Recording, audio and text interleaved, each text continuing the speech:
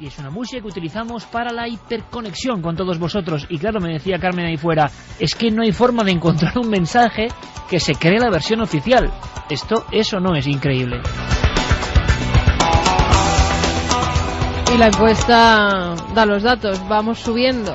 ¿Crees en la versión oficial de la muerte de Bin Laden? 81,4 que no creen la versión oficial frente al 18,6.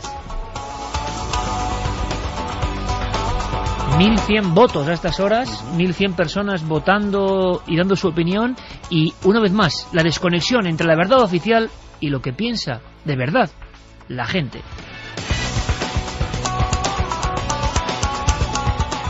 Cuestiones que van todas por el mismo sentido, que no se lo creen ni las fotos, ni siquiera el hecho. Pues no, Iker, no se lo creen. Voy a pasarte algunas de las preguntas, opiniones. Pedro Moga nos decía si hay imágenes hasta de las tropelías que hacían en Guantánamo, y de esto no hay fotos. Mucha mentira se ve en este asunto.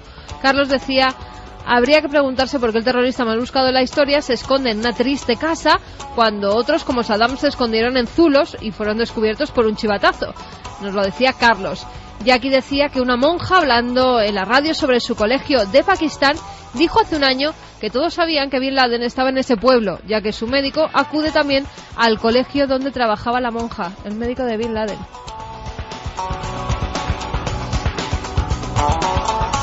Javier Hidalgo nos decía que Bin Laden está frito hace mucho tiempo y ahora aprovechan para sacarlo a la luz por motivos políticos. Eso de la reelección de Obama.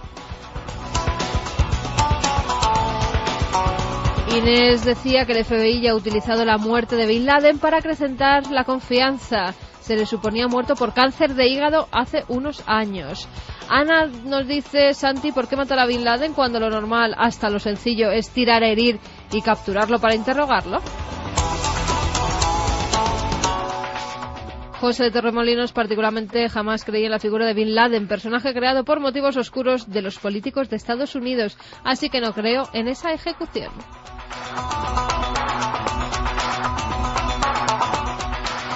Bueno, pues otro paneo o planeo esta noche más que nunca por las opiniones del público. Quedan dos cuestiones que rápidamente va a intentar desanudar de esa madeja de misterios nuestro compañero Santiago Camacho. Uno, el papel de Pakistán, y después eso que a todos nos da miedo y que ojalá no se cumpla, pero muchos hablan de la venganza será terrible. Santi. Dos cuestiones importantes y una propina que no te esperas, porque te puedes creer que en esto de Bin Laden hay hasta un amigo de Santi implicado. Ahora te cuento. Vamos por partes. Efectivamente, cuando en los foros, sobre todo en los entendidos en temas militares, se despieza todo este asunto, hay otra incongruencia que no acaba de cuadrarle a la gente, y es el papel de Pakistán. ¿Sabían los servicios pakistaníes que Bin Laden se ocultaba ahí? Estamos en un país en el que el ISI, el servicio secreto de Pakistán, uno de los más eficaces del mundo, es muy poco probable que no supiera esto. Es decir, el ISI, si se cae un alfiler en una mesa en Pakistán, lo sabe. Pero es que además estaba en Abbottabad, que es un sitio estratégicamente sensible, es una zona militar, muy cerca de una zona de conflicto, en un país que está perpetuamente en un estado prebélico con el conflicto que tiene con la India. Y nos cuentan que de 2 a 4, porque ni siquiera está establecido qué número de helicópteros participaron en la operación, que de 2 a 4 helicópteros norteamericanos atraviesan Pakistán sin ser detectados, se tiran allí 40 minutos de operación, disparando, explosiones, sacan el cuerpo de Bin Laden y vuelven a atravesar todo el país hasta aterrizar en un portaaviones, todo esto sin que el ejército pakistaní ni los servicios de inteligencia se enteren. Eric Fratini nos desarrolla una cosa y luego continuamos hablando del tal helicóptero, porque ha surgido también otra noticia curiosa. Hubo un helicóptero, los americanos lo hicieron público, de que de los 2 helicópteros que entran en acción, uno de ellos sufre una avería, cae a tierra, y los americanos lo destruyen, lo vuelan por los aires para que el material tecnológico que va dentro del helicóptero no caiga en manos pakistaníes o en manos de gente cercana a Al Qaeda, ¿no? Vale, muy bien. Y entonces, ¿qué pasa? Que que porque la operación duró 40 minutos o 38, entre 38 y 40 minutos. Entonces, ¿qué pasa? ¿Que no reaccionaron los pakistaníes, no escucharon la explosión del helicóptero? Bueno, supongamos que todo el destacamento pakistaní eran sordos. Vale, bueno, no pensemos mal. Destacamento que, insisto, estaba a menos de 1 kilómetro. Es decir, la cosa es en sí llamativa. Este helicóptero, además, he detectado que en los foros de los amantes, hay foros de todo, y los foros de aficionados a los temas aeronáuticos y a la aeronáutica militar, ha despertado muchísima expectación, porque sí que han salido publicadas fotografías de los restos y nadie consigue identificar el tal helicóptero, con lo cual se puede uno imaginar que sea algún tipo de prototipo ultra secreto, quién sabe si invisible al radar, que fue utilizado en esta operación. Y por supuesto está el tema que lo hemos anunciado de la venganza, porque efectivamente ahora mismo yo creo que Occidente en general y Estados Unidos en particular pues contiene el aliento, sobre todo sabiendo que hay un vídeo circulando en el cual parece ser que Bin Laden en persona daba instrucciones sobre cómo vengar su muerte. Él mismo intuyendo lo que podía pasar. Sí, bueno, básicamente se consideraba en cierto sentido un hombre marcado. Y eso formaba parte, digámoslo así, de su destino en la vida, convertirse en mártir. Así que volvemos a preguntar a nuestros dos amigos, a Frank Rubio y a Gustavo de Arístegui, portavoz de Asuntos Exteriores del Partido Popular, qué opinan sobre una posible represalia de Al-Qaeda o de cualquiera de sus organizaciones. Una curiosa mezcla, Frank Rubio, amigo de la conspiración, y uno de los grandes expertos en el Islam que tenemos en España, que es Gustavo Arístegui. Efectivamente, una auténtica eminencia en temas de terrorismo islámico. Vamos con el cóctel. La muerte de Bin Laden simplemente lo que da es un empujón al liderazgo de Obama, pero va a cambiar muy pocas cosas. De hecho, la guerra contra el terrorismo se va a seguir intensificando, porque incluso si me creo la versión oficial, Bin Laden ya jugaba un papel puramente simbólico. El elemento ahora a batir es Al-Zawahiri, que es el segundo de Bin Laden, que es el que ahora irán a buscar y que evidentemente ya se encargarán de hacernos creer que un montón de acciones terroristas que se producirán en los últimos meses son obra suya. De represalias, operaciones de revancha, sabemos que cada vez que muere un dirigente del terrorismo yihadista se constituyen lo que llaman las brigadas de mártires, y esas brigadas de mártires adoptan el nombre de lo que ellos consideran mártir caído y se proponen hacer operaciones de revancha y de venganza. Es una operación habitual en el yihadismo, por lo tanto no creemos que se pueda ignorar la posibilidad de que esto vaya a ocurrir. Pues nosotros por lo menos esperamos que se equivoquen los especialistas en este aspecto.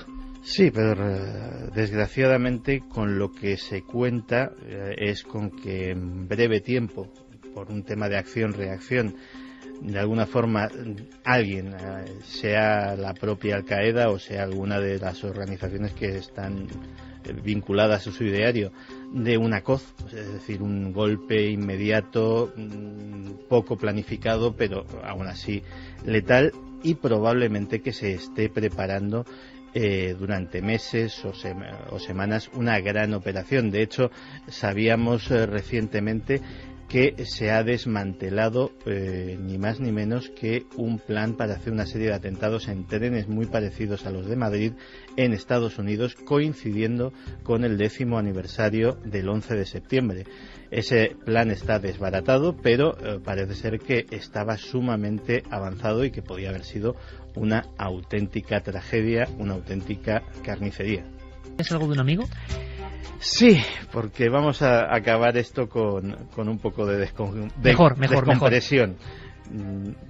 Y es que, pues ya sabemos que hay unos seres humanos que los hemos bautizado como amigos de Santi, y en este asunto también ha salido uno que está recogiendo su cierta celebridad. Gary Faulkner. Gary Faulkner es un cazador de recompensas que está reclamando los 27 millones de dólares por la información o por la captura de Bin Laden. Gary Faulkner, es un personaje Mira, la fotografía te la puedo enseñar. Sí, claro, y además tiene el condimento, ¿no? Que es un nombre ya de impacto. Sí. Un nombre distinto. Y una cara distinta. Sí, también. Tiene unas gafitas redondas, una melena cana, barba poblada. Una melena y gris. tipo Luis Cobos, pero plateada. Efectivamente. Y va a todas partes con una espada samurái. O sea, lo cual ya de por sí le confiere un estatus. Sí, o sea, estilo, es su estilo particular. ¿Y por qué quiere la...? Pues él dice que se ha tirado unos cuantos años pululando por las montañas de Pakistán y que gracias a sus pesquisas y a su acción, pues Bin Laden había abandonado su refugio seguro en las montañas y se había metido en esta casa y que, bueno, palabras textuales: yo asusté a la ardilla fuera de su agujero, asomó la cabeza y la atraparon. Así que parte del mérito es mío y reclamo el dinero. Cosa casi comprensible, porque ves al tal Faulkner con una espada samurái caminando por los desiertos de esa zona y le da uno ganas de encerrarse, pero en el fin del mundo. Santi, perfecto el informe. ¿Hemos sabido algo más o hemos sabido algo menos? Porque realmente la confusión y la telaraña... Yo me quedo con una cosa, no sé vosotros, amigos, con que personas del máximo, vamos a decirlo así, prestigio en el ámbito de la información de servicio de inteligencia, parece que no lo ven claro. Frattini, Rueda, en fin, esto sí que es misterioso. Estaremos muy atentos a todo lo que pasa. En realidad, tanto el segundo tema como el primero es como para no dormir, historias para no dormir. Y el homenaje, absolutamente merecido, se produce para esa serie que seguro que muchos de vosotros no llegasteis a ver nunca, y seguro que muchos de vosotros a partir de esta noche vais a ver a través de lo digital. Eso es resucitar las cosas. Se merece, como digo, todos los honores. Comienza una edición más del Túnel del Tiempo. Alternativa 3 era un episodio más, un capítulo de una serie de mucho prestigio en Inglaterra que se llamaba Informe Científico. Medianoche. Que ya las pantallas de televisión están reflejando un punto luminoso. Las psicofonías son grabaciones paranormales en cinta magnetofónica. Los archivos aproximadamente 3.000 casos de encuentros con los humanoides. Esta noche, mágica, La Cruz del Diablo, de Gustavo Adolfo Becker.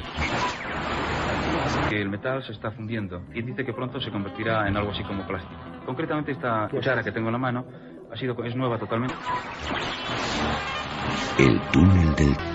Diego Marañón, compañero, buenas noches. Hola Iker, ¿qué tal? Historias para no dormir, tanto en el aire como en tierra firme.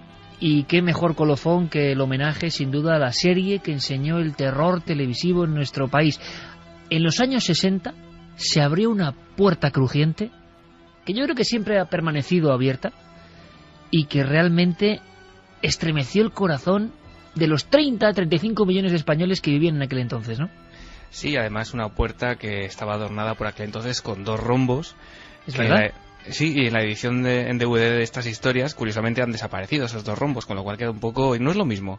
Está desvaído, porque los 2 rombos daban también, como la espada samurái que he comentado, Santi, un poco de caché. Y cuando lo veíamos era irnos a la cama seguro. Sí. Venga, niños, que hay 2 rombos. ¿Quién? A mí siempre me mandaban a la cama. A mí también. ¿Quién de nuestra generación, más o menos, así, a grosso modo, no ha visto casi escondidos, acercándose al salón de sus padres, alguna emisión, yo me acuerdo, de Historias para no dormir, con los 2 rombos? Y aquellos que daba miedo. Daba más miedo los 2 rombos que casi el contenido. Escuchamos esa puerta abriéndose otra vez en pleno 2011, Diego. Venga, vamos allá. Una puerta crujiente y un grito. Algo que es, de verdad, raíz y esencia del terror. Y todo lo que estamos aquí, de alguna forma, nos hemos visto influidos por ese grito y ese crujido terrorífico.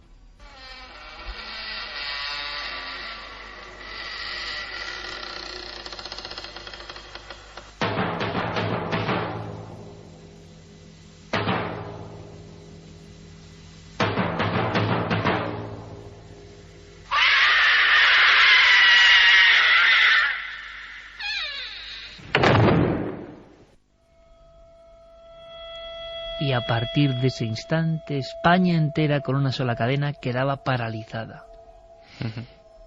Radiografía de esta serie que va a volver a resucitar esta noche Y vamos a contar enseguida, casi intercalando un poco la cronología lógica, un suceso que nos impresionó, que Chicho nos contó en persona y que nos impresionó, para ver con qué fuerza llegaba al público esta serie, estos programas especiales, estas historias para no dormir.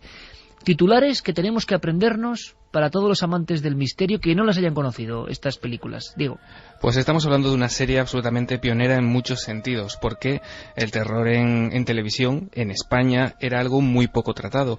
El propio Chicho Ibáñez Serrador había hecho algunos pequeños intentos en otros espacios como Estudio 3, pero fue en 1966 cuando comenzó esta serie, que además estaba grabada con cámaras de cine de 16 milímetros, no con cámaras de televisión como los espectadores estaban acostumbrados hasta entonces, así que todavía le daba a esas historias una textura mucho más impactante. Como digo, la serie empezó en 1966 y en 3 temporadas y en algunos especiales sueltos se alargó hasta 1982, es decir, hay un periodo de varios años en los que se emitieron alrededor de 30 capítulos con duración que variaba desde los 18, 20 minutos hasta casi los 105, o sea, estamos hablando de prácticamente largometrajes. Una panoplia amplísima y claro, más de 3 lustros en el fondo de España con historias para no dormir, que no es poca cosa. Sí.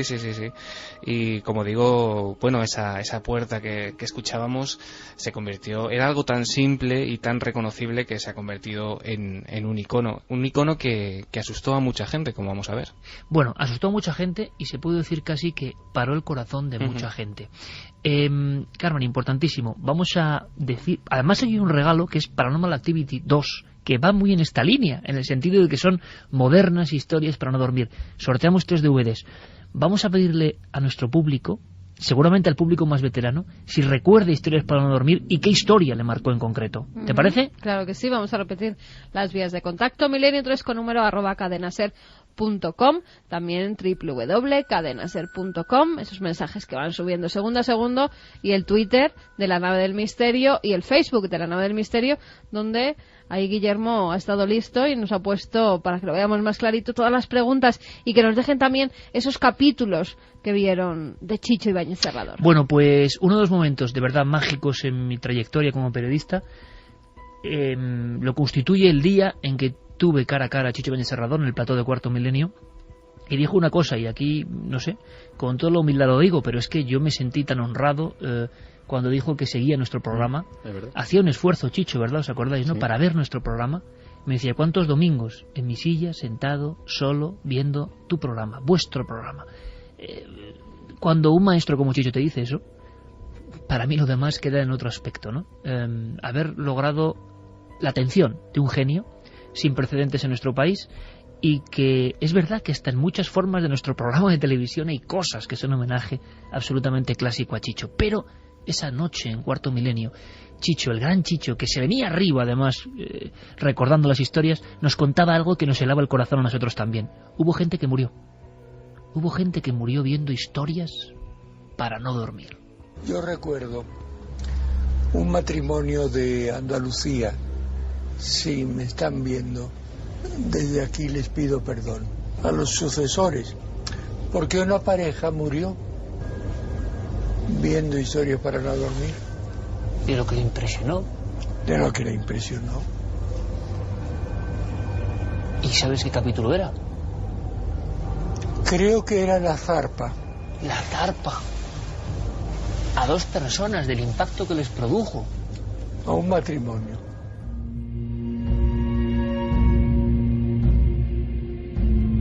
Aquí estamos Noel Calero, Santiago Camacho, Carmen Porter y yo, Iker Jiménez, prácticamente cuadrados, o sea, prácticamente en situación de revista ante un maestro. ¿Cómo lo contaba? Un matrimonio de Sevilla, del impacto de esa historia, fallecía. Y la historia era La Zarpa, una adaptación, y aquí empezamos con una de las claves, Diego, de esta maestría llevada a la tele en los años 60. ¿Qué cantidad de semillas en los cerebros de los españoles instaló Chicho? ¿Cuántas, vamos a decirlo así, pasiones por la literatura del misterio, por estos temas, por el abanico amplísimo de la visión de lo oscuro, de lo extraño, abrió Chicho con su puerta? Pero adaptaba también a su manera relatos de clásicos. La Zarpa es un ejemplo, ¿no? Sí, y los adaptaba, como ya sabemos, con ese seudónimo que él siempre solía adoptar en televisión, que era Luis Peñafiel. Siempre o eran guiones propios o adaptaba, como dices, estos relatos. En el caso de La Zarpa estamos hablando de un relato del escritor William Waymark Jacobs, que escribió en 1902 esta historia, en la que la pata de un mono muerto, de un simio, se convertía en una especie de talismán o de amuleto que otorgaba a quien la poseyera 3 deseos, pero claro, esos 3 deseos no siempre salían como uno esperaba. La mítica pata de mono, uno de los grandes relatos de la historia universal del terror, ese mundo de los amuletos y de sus misterios. Tenemos un fragmento de ese capítulo, Diego, que provocó tal impresión en un matrimonio de Sevilla que prácticamente se produjo una doble defunción. Noviembre del 67. Noviembre del 67. Vamos hasta allí con el túnel del tiempo. Escuchemos de nuevo esas voces, esos actores, esa textura tan especial que cobra vida, que revive, como una historia, como La Zarpa, en estos instantes a través de las ondas de la cadena SER. Ya la estamos escuchando. Se coge con la mano derecha y se formula el deseo en voz alta. Vamos a ver. Con la mano derecha. Le pido a la pata... No, quieto, no. No lo hagas, no. No te burles de estas cosas. Consérvalas si quieres. Pero si alguna vez le pides algo, hazlo seriamente y pide cosas sensatas. Pídeselo. Piensa que Ricardo murió hace 10 días. Que además no quise decírtelo antes, pero cuando fui a la fábrica solo pude reconocerle por las ropas. Si entonces el verle fue espantoso, ahora sería... ¿Qué crees que podría darme miedo de mi propio hijo? Pero Luisa, comprende. Es lo que debemos hacer. Pedir que vuelva a la vida. Es un deseo horrible. ¡Pídelo! Luisa, no debemos atentar. ¡Pídelo!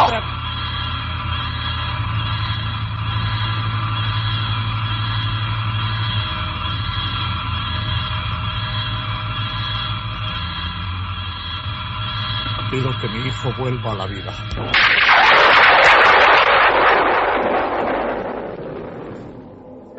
En un relato original de Carlos Buiza, se emitió el 24 de junio del 66, seguramente mucha gente no ha podido olvidarla desde entonces, y sí, fue multipremiada porque recibió la Ninfa de Oro al mejor guión en el Festival de Televisión de Montecarlo en el año 67 y también el premio de la crítica al mejor programa extranjero en el Festival de Buenos Aires. El asfalto nos introducía en la historia, en la angustiosa historia de un ciudadano, Narciso Ibáñez Menta, como no, que era el reflejo de la soledad, ¿no?, que padecían los individuos. Y la historia era tan simple, tan moderna, tan surrealista como profunda en realidad, ¿no? Un caballero, un hombre, cruzaba la calzada y se quedaba pegado en un charco, en una mancha de asfalto de la carretera.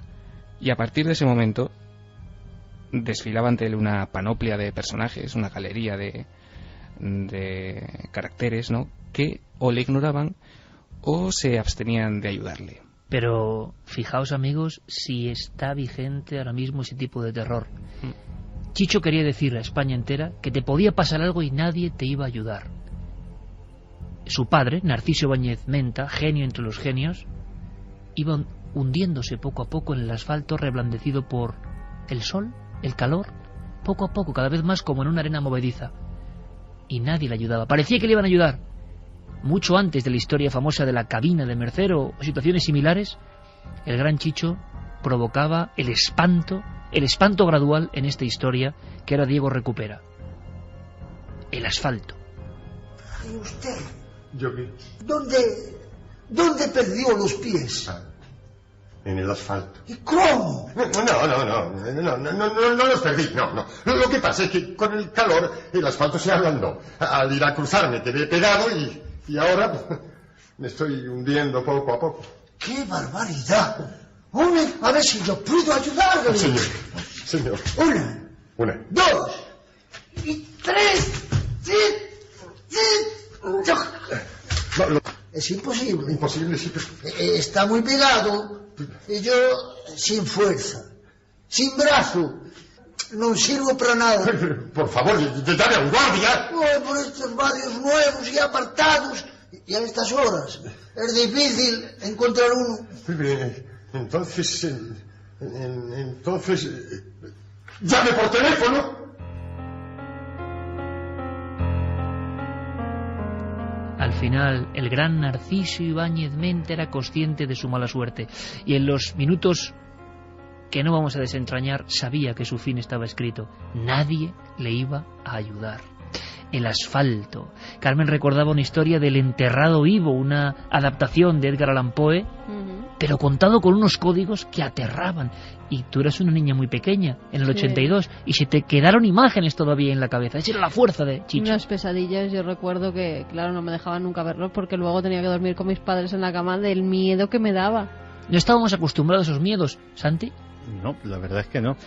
Y, jolín, yo me acuerdo del asfalto. Yo evidentemente debí de verla en alguna reposición porque yo tenía 1 año cuando se emitió por alguna vez, y la recuerdo perfectamente. Y desde luego no es la más terrorífica la que mejor me acuerdo de ella. Me acuerdo sobre todo del caso del señor Valdemar, otra terrible, adaptación de Edgar Allan Poe, y sobre todo el televisor. Esa, la del televisor. Es mortal. Bueno, vale, vamos a lo del televisor porque a todos nos dejó sobrecogidos. Y ahora, escuchando las voces, menuda profecía. ¿Vais a escuchar algo de los años 70 principios? Que es una profecía de la televisión de hoy. Ya lo contaba Chicho. Es tremendo. Pero Chicho tenía algo, y por favor quiero vuestros capítulos, episodios. ¿Qué recuerdos tenéis de las historias para no dormir? Las introducciones. De repente las introducciones, como para descomprimir, como para dar oxígeno, eran tragicómicas, Diego.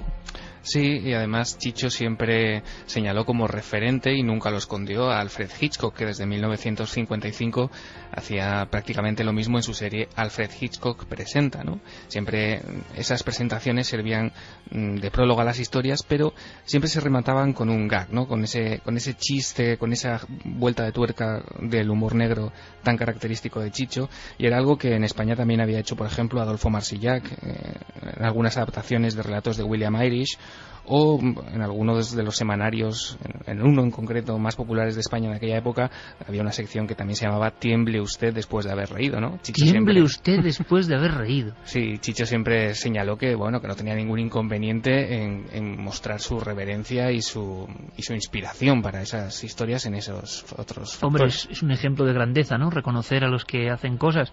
Pero incluso era original, ¿eh? Bueno, era tremendo, exacto, era tremendo. O sea, las introducciones de Chicho, además, con 4 cosas de decorados como muy, vamos a decirlo, espontáneos, como de un teatro que se está trasladando, nunca con gran parafernalia, y una historia. Historias como, Diego, la de este regalo. Claro, la gente muchas veces, por afinidad, por pasión, con el programa, pues manda regalos.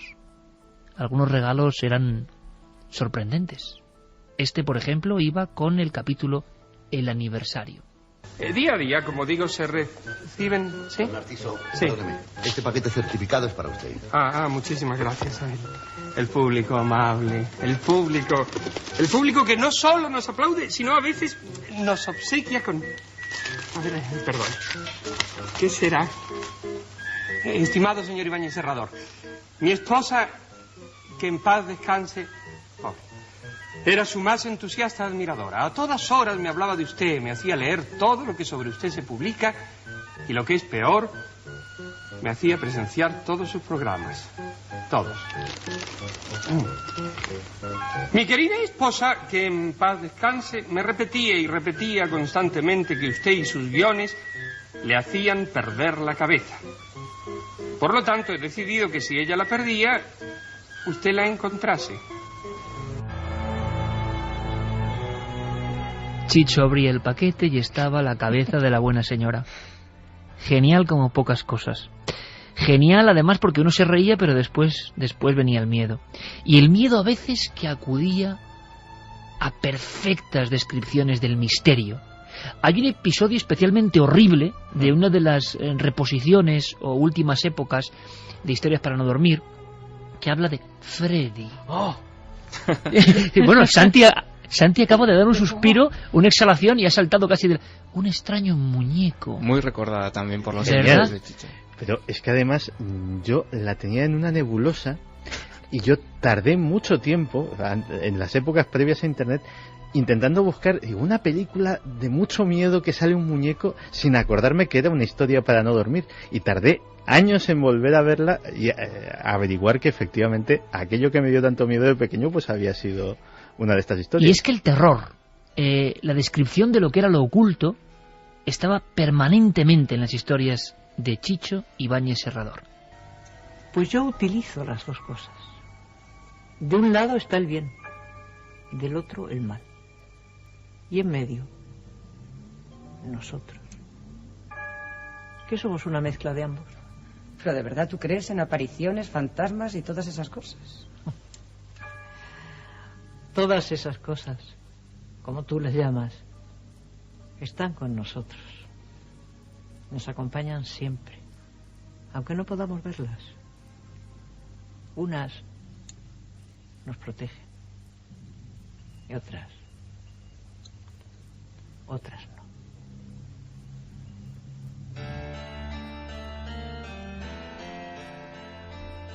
Yo estoy seguro que ahora se ha hecho un gran silencio escuchando a esta actriz hablando del misterio con esa contundencia y con esa verdad. Chicho Ibáñez Serrador sabía mezclar todo eso y hacer que el público no se desenganchase ni un minuto del contenido. Elementos absolutamente clásicos, pero tratados con otra capa, nunca mejor dicho, como los vampiros aparecían en estas historias para no dormir, Diego. Sí, por ejemplo, uno de los capítulos más recordados sobre vampirismo fue La Pesadilla, que se emitió el 20 de octubre de 1967. En La Pesadilla nos remontábamos hasta finales del siglo XIX en la aldea de Kislova, en los Cárpatos orientales, nos situaba Chicho, y esa aldea era asolada por una serie de misteriosas muertes de muchachas, ¿no?, que aparecían con una especie de marcas en el cuello. Y los hombres del pueblo sospechaban o echaban la culpa de todo esto a un vecino del lugar, de nuevo Narciso Ibáñez Menta, que misteriosamente nunca salía de casa de día y, bueno, pese a la oposición del médico, planeaban acabar con él. Esta mañana las viejas que amortajaron a Rosa Casova descubrieron marcas en su garganta. ¿Y qué? Mi hija también las tenía. Y la mía. Dos marcas como... Dos marcas muy curiosas aquí, sobre esta vena. Dos heridas pequeñas. Os lo he dicho 1000 veces.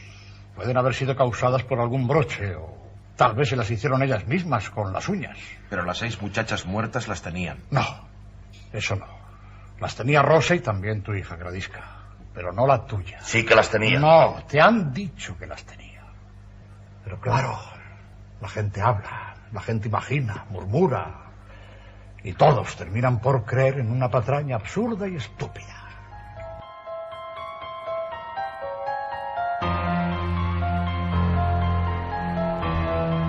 Hay algo muy extraño en todo esto. Estamos como acunados o abrazados o arropados por un terciopelo muy especial, que es el de las voces, el carácter, lo que nos transmiten estos actores. Estoy convencido, no los conocí evidentemente, pero estoy convencido, entregados absolutamente a la causa, porque un buen director lo que tiene que hacer es que su equipo, la gente que está trabajando ahí, crea realmente en lo que hace, y eso se transmite 40 años después. Estábamos aquí escuchando, espero que la audiencia también, y nos salía del alma, ¿no?, un poco decir, casi sin hablarnos, es que ya casi no hay voces como estas, ¿no? Es que qué aplomo, qué sensación de algo bien hecho, madre mía. Sí, además ahí, por ejemplo, se respira esa formación teatral de muchos de estos actores, de haber pasado muchas horas y muchas noches en las tablas de los escenarios, que yo, vamos, te lo decía, es que ha sido un exabrupto, es que no hay actores ya como estos, con esas voces que no tienes que verlos, no tienes más que... es que tiene una textura especial, o sea, es una cosa...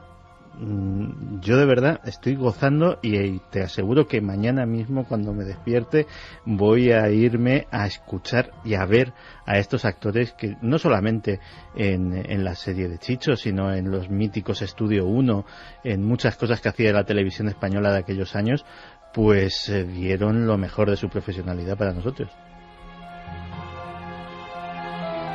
Ojalá mucha gente haga como tú, Santi, porque entonces el túnel del tiempo, como ha sido con Sagan, con Íñigo, con tantos personajes, tendrá un sentido real. que la gente más joven sobre todo, o los que quieren reencontrarse con su propia nostalgia, recuperen, porque recuperar, que se vuelva a visualizar esto, que se vuelva a escuchar, es revivir, es resucitar. Esto no se puede quedar en el polvo del olvido, porque es maravilloso y nos enseñó muchísimas cosas. Yo no sé si hay público más o menos joven que recuerda algunos episodios de Historias para no dormir, o si hay jóvenes que ahora se van a lanzar a la piscina de estas historias de verdad insuperables.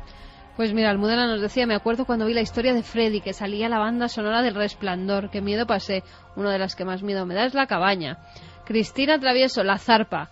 La que enterraban boca abajo porque tenía catalepsia. Esa era absolutamente... Yo la volví a ver en el DVD y volví a tener pesadillas. Dos amigas alpinistas que huyen de un marido que le ha pegado a una de ellas o que se han separado, que están en el Pirineo y hacía falta 4 tablas, 4 cosas, una caseta, nada más.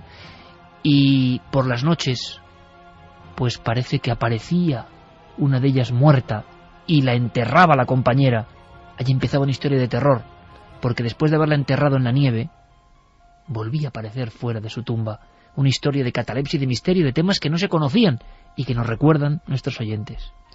María nos dice, recuerdo verlo alguna vez que me dejaba mi madre, que le gustaba mucho. Recuerdo que era una de zombies, La noche de los muertos vivientes, creo. Cómo impresionaban esas imágenes en blanco y negro y ese grito. Bueno, y mucha gente, claro, que imagino que funde recuerdos, historias de una época de la tele casi en blanco y negro. En Carni recordaba uno que se titulaba La mancha. Era una mancha que aparecía en la pared y comenzaba a extenderse. Pues eso yo no lo recuerdo ahora mismo. ¿Tú lo recuerdas, Diego?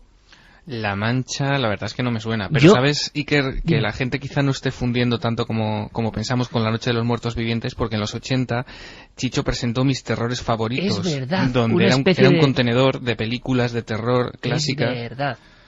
Con Luis Armenteros y probablemente venga de ahí esa... Claro, que ahí está el del hombre serpiente y tantos otros terribles recuerdos. Jonas Pascual dice que él tiene los DVDs de la gran serie Historias para no dormir y que los que más le impactaron fueron los de la bodega 1 y la bodega 2. Y ahora que comentáis el de la zarpa, es el DVD 3 de 8 que son. Hay que recuperarlos, yo recuerdo, y nos hemos dejado mucho material, quizá se pueda hacer otro recuerdo, porque es imposible desbrozar aquí el material que hay de Historias para no dormir, pero recuerdo, Diego, esa introducción en la que Chicho salía prácticamente sin nada, con un tonel, porque decían que el presupuesto no daba para más, pero que tanto él como los obreros, digamos, mecánicos, electricistas, habían dado todo por ese capítulo que íbamos a ver. Algo genial. La introducción del tonel, precisamente, por eso salía con un tonel. Mira, Televisión Española nos dice Maya que los está reponiendo poco a poco. ¿Ah, sí? Los capítulos los está poniendo en la página web. Sí, en la página web del archivo de Radio Televisión Española están algunos. Pues digámoslo, porque es una maravilla. Extraterrestres, los ovnis, los extraterrestres, seres de otros mundos, también llegaron, por supuesto, en historias tan maravillosas como La alarma, la invasión en una ciudad española, infiltrándose de seres de otros mundos. Pero traemos aquí una joya que es tan maravillosa y homenaje al padre de Chicho, al gran Narciso Ibáñez Menta, que nos contaba Chicho que se transformaba realmente, que perdía su esencia para convertirse como si fuera un medium en Edgar Allan Poe, en el señor Valdemar, en tantas y tantas historias. Pero la que es genial también es la broma, entre comillas, que le gasta a su entrevistadora Chicho Ibáñez Serrador, hablando de la auténtica naturaleza de su propio padre, ¿verdad, Diego?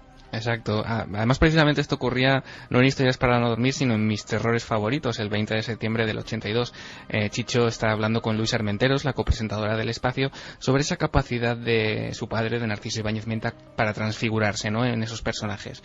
Y Chicho en ese programa revelaba pues la auténtica naturaleza de su padre. Si quieres contamos ahora o luego en lo que ocurría, Iker. Lo escuchamos y luego lo rematamos porque es maravilloso. Resulta que la gran caracterización de Narciso Ibáñez Menta era una que nadie sospechaba. ¿Y usted cree en extraterrestres, platillos volantes y todas esas cosas? Pues sí. Pues sí que creo y además tengo mis razones para creer en ello. Yo he sido uno de los pocos, o de los muchos, que ha visto un platillo volante. Lo vi en Barcelona en 1971, en el Alto de los Brucs. Iba yo en coche desde Barcelona a Madrid y allí lo vi. Detuve el coche y bajé a verlo. Y luego, efectivamente, el ABC registró la noticia y lo registraron los radares de los aeropuertos de Barcelona y de Palma de Mallorca. Y además, creo que conozco a un ser que no ha nacido en este planeta. ¿Pero lo dice en serio? Sí, tan en serio, por supuesto que sí. Esta es una de las más difíciles caracterizaciones de mi padre. No lo entiendo. Muy bien fácil, ¿por qué? Porque aquí está su padre tal y como le vemos todos los días. Normal. Sí, tal y como creen que es mi padre. Por eso te digo lo de la caracterización difícil y sutil. Pero es que papá no es así. Chicho, hijo. Sí, ahora termino, papá, espera un momento. Venía a buscarte para que vayamos a ver a mis nietos. Bueno, pero acércate.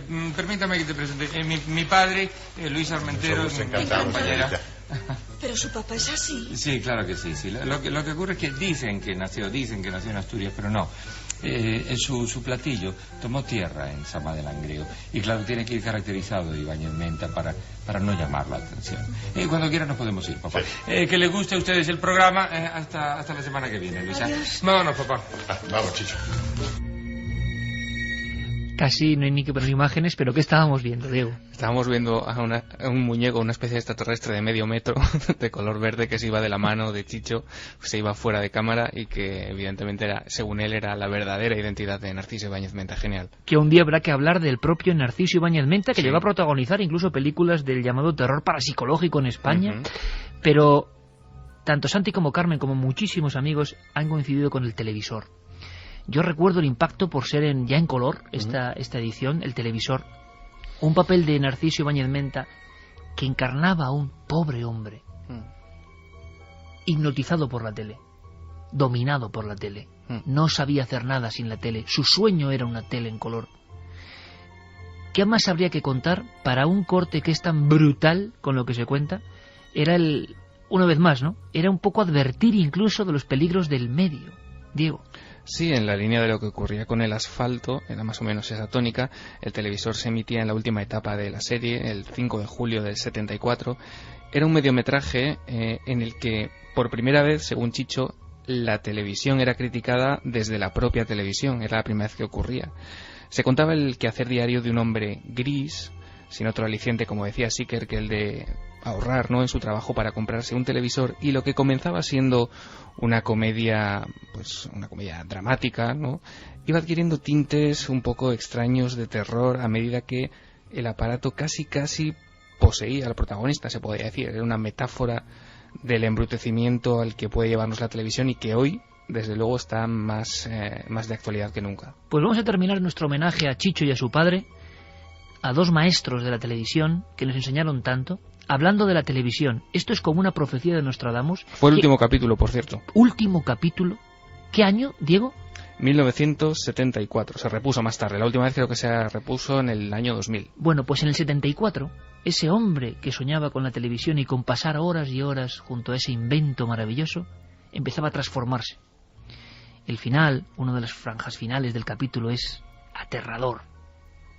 Sobre todo, es aterrador escucharlo ahora. Voy a abrir la tapa del televisor para hacerle ver que esto es solo un aparato electrónico lleno de cables, de lámparas y nada más. No, tal vez. No lo haga. ¿Por qué no? Sería como abrir una catarata de maldad. Aquí dentro está la violencia, la sangre, el horror, la mentira. Todo está aquí, tratando de salir, de invadir las casas. Hasta los locutores, que parecen hombres y mujeres normales, no lo son. Porque solo hablan de guerras, de asesinatos, de raptos, de linchamiento. Pero si usted teme todo eso, ¿por qué sigue viendo televisión? Porque la necesito. Porque ya no sé pensar. Es ella la que piensa por mí. Está nuestro compañero Javier Sierra, por cierto. Pues Javier, creo que volando hacia Colombia, creo. Colombia, sí. Pero acaba de estar en Argentina. Ha estado toda la semana, desde el domingo pasado, que justo aterrizaba cuando nosotros terminábamos el programa. Pues ha estado allí toda esta semana y ahora ha volado hasta Colombia. Se ha entrevistado con los principales ufólogos. Dice que hay algo que se cuece por ahí. Le he dicho, Javier, ya que vas a estar un mesecito vagando por diferentes países de América, tienes que ser nuestro cronista en el Nuevo Mundo. Cronista en América. ¿Qué se cuece? Javier Sierra. Argentina sigue siendo un país lleno de misterios. Yo he pasado estos días muy cerca de alguno de ellos. Por ejemplo, no se habla de otra cosa en ciertos ambientes que de unas apariciones que ya llevan pues bastantes años, 21 años en el candelero, pero que ahora son objeto de una nueva controversia. Me refiero a las apariciones marianas de Salta. Allí una vidente que hoy tiene 58 años, que se llama María Livia Galeano, que es madre de 3 hijos, sigue protagonizando fenómenos vinculados al más rancio misticismo, estigmas, llagas, ayunos. De hecho, desde hace mucho tiempo sigue abierta una controversia con las autoridades eclesiásticas que no se deciden a autorizar a fecha todavía de hoy estas apariciones tan parecidas, por otra parte, a las españolas de San Lorenzo del Escorial. 2 millones de peregrinos son los que van cada año a ese lugar, y en esta última Feria del Libro de Buenos Aires, la que se clausura justo en estos días, se presentaba un libro de un teólogo francés muy reconocido que con 90 años estuvo en el lugar de las apariciones y da crédito, le da valor a lo que allí está sucediendo. Se trata nada más y nada menos que de René Laurentin, un marianólogo que hizo también famosas las apariciones de Medjugorje. Lo curioso es que a muy pocos kilómetros de Salta, en la villa de San Carlos, desde hace 2 años se habla también de las apariciones no de la Virgen, sino de lo que allí llaman el hombrecito brillante, una criatura de 50 centímetros que ha sido vista por pastores y por incluso algunos oficiales de policía del lugar, y que ha dado pie también a toda una pequeña leyenda en esa zona. La agencia de noticias Copenoa es la que recoge periódicamente las visiones en los valles de Calchaquíes de esa zona, que a mí por supuesto me han llamado la atención por la proximidad con las visiones marianas de Salta. Por lo demás, en Argentina las noticias hablan de objetos de geometría variable, que es la nueva definición que dan a algunos ovnis que aparecen en filmaciones en estos últimos 2 años y que son objeto de controversia entre los expertos, y a los que expertos de rancio abolengo con los que me he podido reunir estos días tampoco dan un crédito desmesurado. Uno de esos expertos es nada más y nada menos que Fabio Zerpa, de 82 años. Tuve la oportunidad de compartir mesa, mantel e incluso presentación del Ángel Perdido en la Feria del Libro de Buenos Aires, bien acompañado por su presencia. Me sorprendió algo que seguro que hará sonreír a más de uno. Fabio Zerpa, autor de libros clásicos como Los hombres de negro y los ovnis y tantos otros, que protagonizó un encuentro directo con un objeto no identificado en 1959, que fue lo que a él le volcó en la investigación de estas cuestiones, sigue siendo una autoridad muy reconocida en Argentina de estos temas. De hecho, presume a fecha de hoy de que incluso el genial Andrés Calamaro, en su primer disco, le dedicó un tema donde le... Absolutamente mítico y glorioso. Fabio Zerpa, que ha pasado muchas veces por Milenio 3, el gran ufólogo argentino. Una crónica de nuestro corresponsal en las Américas. Todo lo que vaya pasando en diferentes países, al minuto. Corresponsal de lujo, Javier Sierra.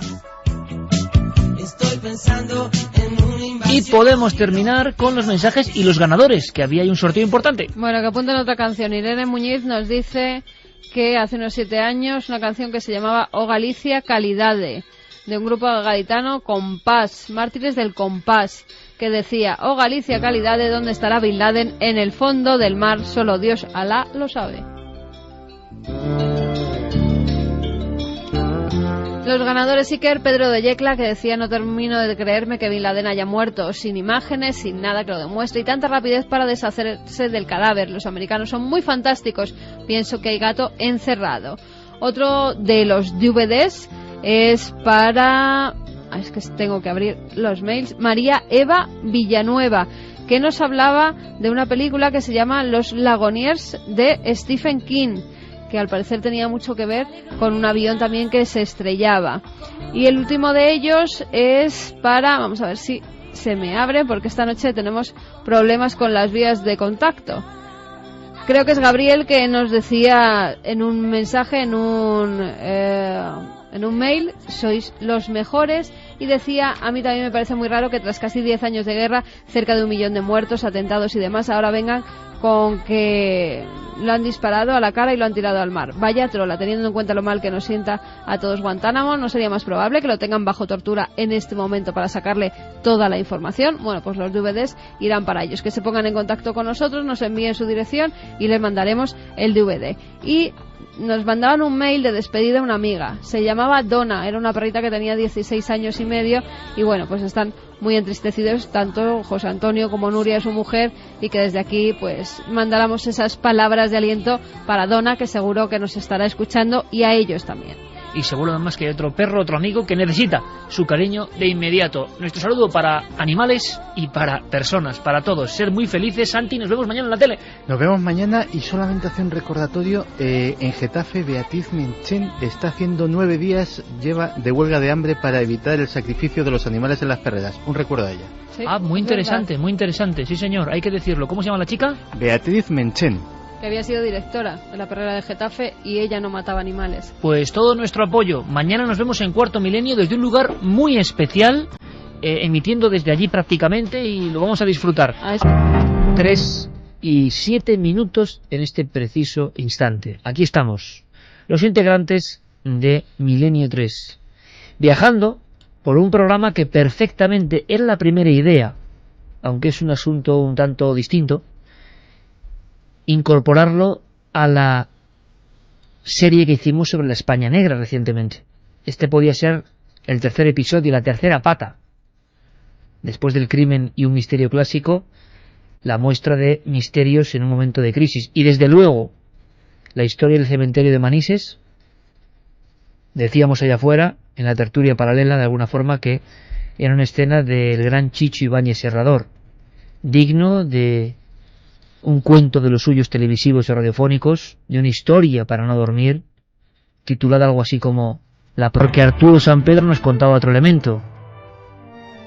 Siempre imagino que desde el tamiz del recuerdo, de lo que le llega envuelto en la esencia de la vibración junto a aquella gente a las verjas de un cementerio, ¿es posible que los grises estuviesen allí realmente? ¿Por qué miembros de la policía recuerdan la historia? ¿Por qué otros vecinos recuerdan la historia? ¿Qué pasó exactamente? Somos conscientes de que levantamos la liebre en este momento, pero si algo descubrimos es bueno para todos. Hemos dado las pistas, hay que investigar, hay que saber. Es que, al parecer, esa mujer, caminando hacia atrás y arrastrada por el pelo, iba hacia la tumba de esta señora. Yo creo, como digo muchas veces, que ni el más terrible de los guionistas del terror puede imaginarse una estampa de semejante calibre. ¿Hay que saber algo más, Carlos, de ese cementerio, de ese lugar? Pues sí, porque este cementerio tiene varias historias detrás. Fue inaugurado en el año 1913 y allí fueron a parar muchos de los restos funerarios que también estaban en otro cementerio anterior que funcionó, como decíamos, durante ese siglo XIX y principios del siglo XX hasta que se inauguró en el año 1913. Pero a su vez existía un antiguo cementerio que no está ubicado en la localización actual, que estaba justo en medio de la población, junto al viejo templo, a la vieja iglesia de la localidad de Manises, donde estaba situado el fosar, donde estaban todas las fosas antiguas.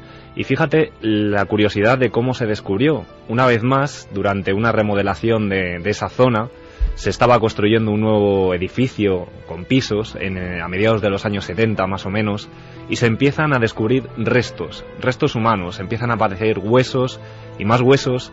Y bueno, pues según relata en varias crónicas el cronista oficial de Manises, José María Moreno Rollo, se fue investigando y efectivamente durante muchos años se había pasado de padres a hijos que justamente en esa zona del medio de la localidad se creía que estaba el antiguo cementerio. Se confirmó y efectivamente se descubrieron varios niveles de enterramiento que, debido a que la gran cantidad de personas que estaban ahí enterradas, se habían puesto, como en otros cementerios también que hay españoles, en varios niveles, incluso en la zona más baja. Y luego también tenemos otro relato más reciente, en el año 2005, la extraña muerte de un joven justo en la entrada del cementerio de Manises. Por donde entra esta mujer, por cierto. Justo el mismo punto donde nos relataba Arturo. Y bueno, pues en principio apareció comentaban algunos testigos, con marcas de violencia, la cara totalmente deformada. Los agentes de policía investigaron, llevaba ropa de deporte en ese mismo momento en el que apareció ese cadáver, y ¿En la puerta? En la misma puerta. Y en esas primeras horas de confusión se empezó a investigar, no aparecía nadie que hubiera denunciado la desaparición del chico. El chico tampoco llevaba ningún documento de identidad para poder saber qué persona era. Y bueno, pues ahí se quedó un poco en el misterio de la muerte de este chico.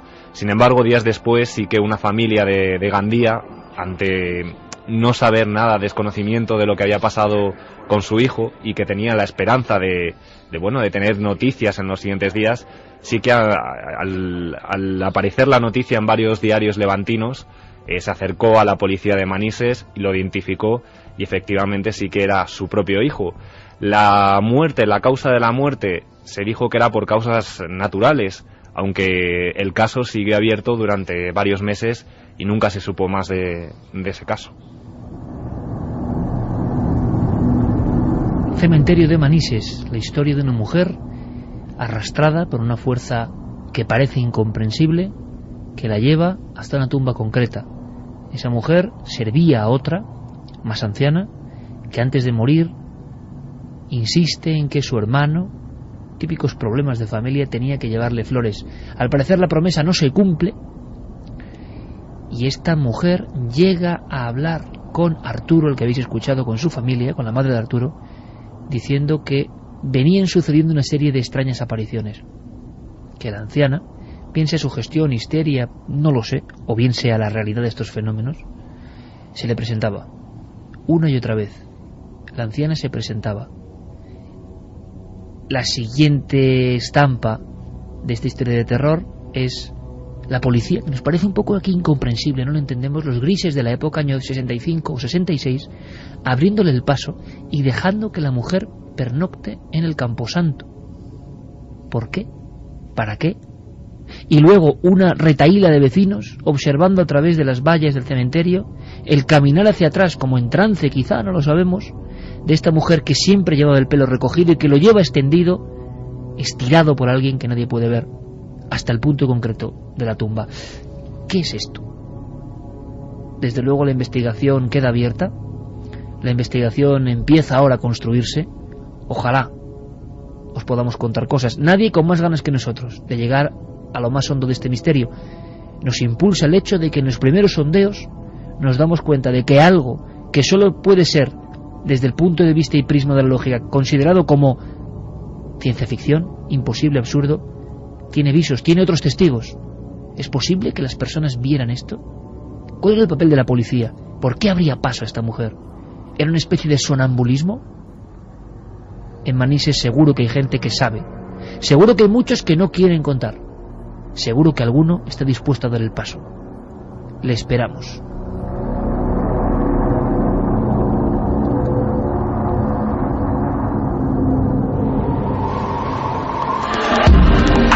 Nunca antes habías estado tan cerca de lo desconocido.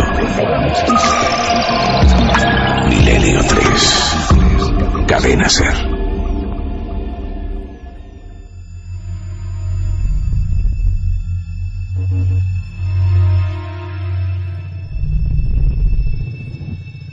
De momento no hay nuevos datos sobre el asunto de Manises. Nuestras vías siguen abiertas toda la semana, por supuesto.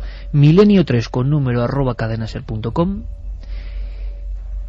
La página web está ahí activa siempre, ikerjimenez.com, para acceder al Facebook, a Twitter, pero parece que cualquier vía, sobre todo el mail, que yo creo que es donde con más calma y donde nos ha llegado la primera pieza de este caso, yo creo que es la idónea.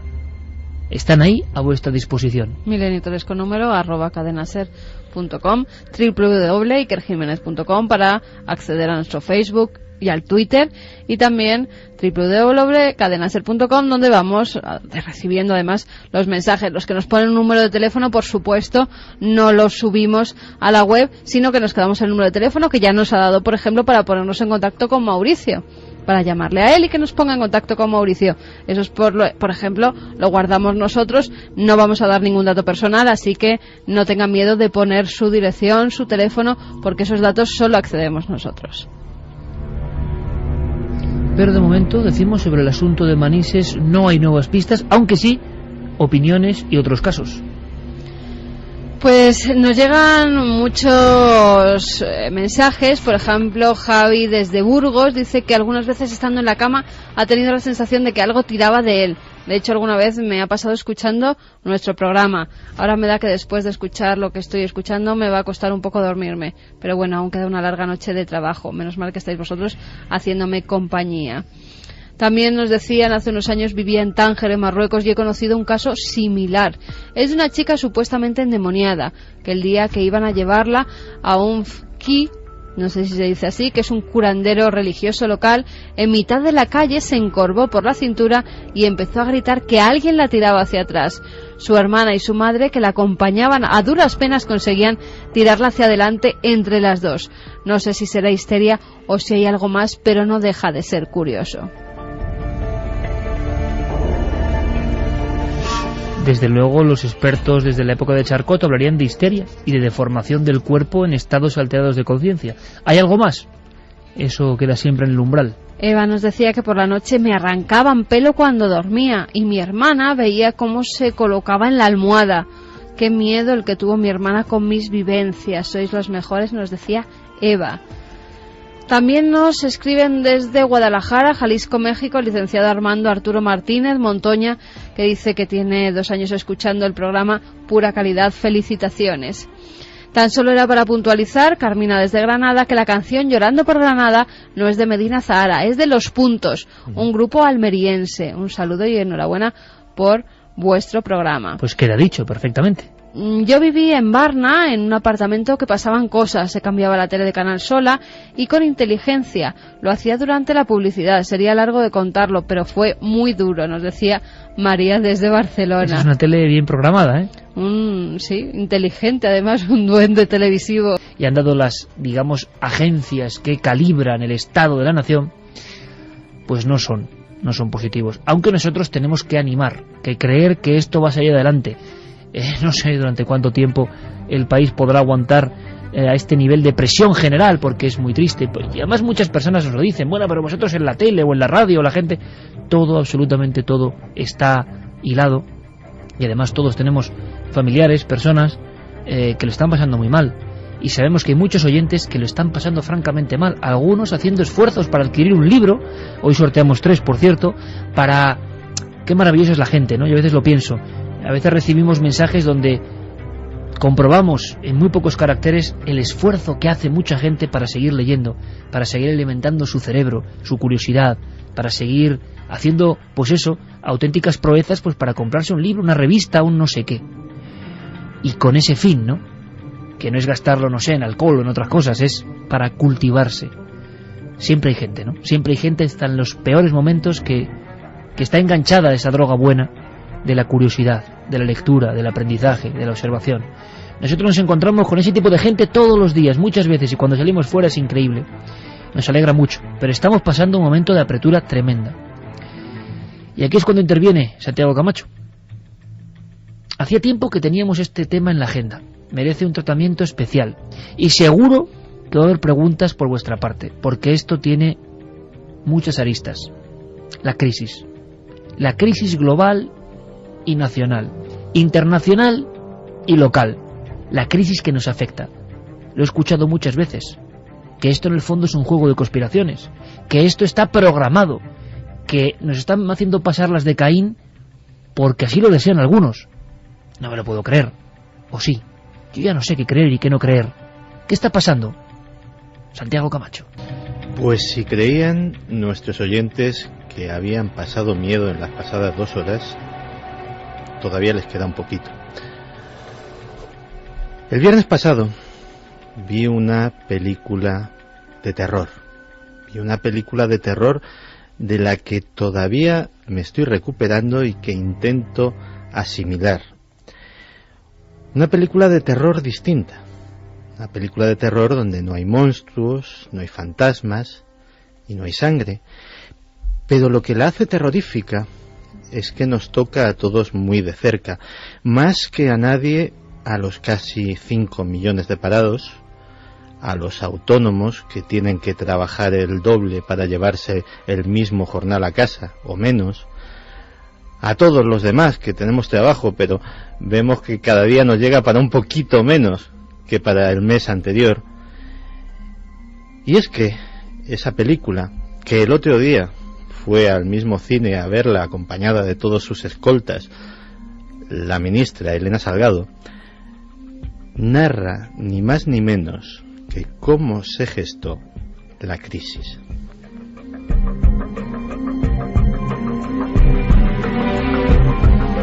La película se titula Inside Job, trabajo interno, que sería una expresión que vendría a ser equivalente a una expresión sabotaje. Básicamente sería la traducción no literal, pero sí del sentido. Es una película que debería, es mi humilde opinión, ver todo el mundo, que debería proyectarse en los colegios, y de hecho Sony Pictures, que es la que la distribuye, está preparando material didáctico para los profesores que se decidan a hacerlo, que puedan explicar en institutos y en colegios a los alumnos lo que están viendo y aclararles en lenguaje llano una película que es complicada y que en cierto sentido pues es difícil en cuanto a los vericuetos extraños de la ingeniería financiera. Esa película recibió el Oscar de este año al mejor documental, Oscar merecido, y está dirigida por un personaje muy particular que se llama Charles Ferguson. Charles Ferguson no es un cineasta al uso, ni es un tipo pues como Michael Moore, que con toda la buena voluntad del mundo pues se dedica a investigar un tema y a sacarlo a la luz. Charles Ferguson sabe muy bien de lo que está hablando en este caso. En realidad no es director de cine, o no lo ha sido hasta hace muy poco.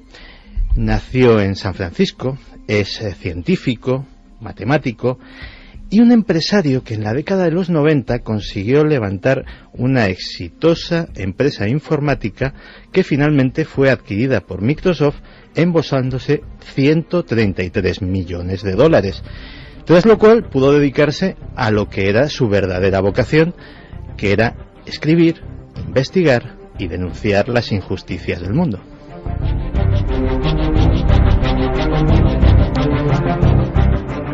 Ferguson, que además fue asesor de la Casa Blanca y consultor de importantes compañías tecnológicas, sabe muy bien de lo que habla en este caso porque conoce el mundo de las finanzas y de las empresas. Y realmente lo que no se expone, lo que es terrorífico en toda esta historia, es que esos parados, esos autónomos, todos, no hemos caído en una crisis en la que nuestro dinero ha desaparecido, nuestros trabajos se han ido no se sabe muy bien dónde, nuestras empresas las hemos tenido que cerrar no se sabe por qué. Nos han robado, nos han atracado, nos han quitado ese dinero que él cifra en 14.000 billones de dólares. Ese dinero se lo han embolsado personas con nombres y apellidos que trabajaban en un puñado de empresas, que trabajaban en bancos como Lehman Brothers, quebrado, Bear Stearns, quebrado, Merrill Lynch, adquirido por el Banco de América, con dinero público para salvarlo, aseguradoras como Fannie Mae y Freddie Mac, ambas quebradas, agencias de calificación, esto lo desarrollaremos luego lo de las agencias, que es muy divertido, como Standard & Poor's, Fitch y Moody's. Ejecutivos de esas empresas montaron el chiringuito perfecto, el tinglado del siglo para embolsarse dinero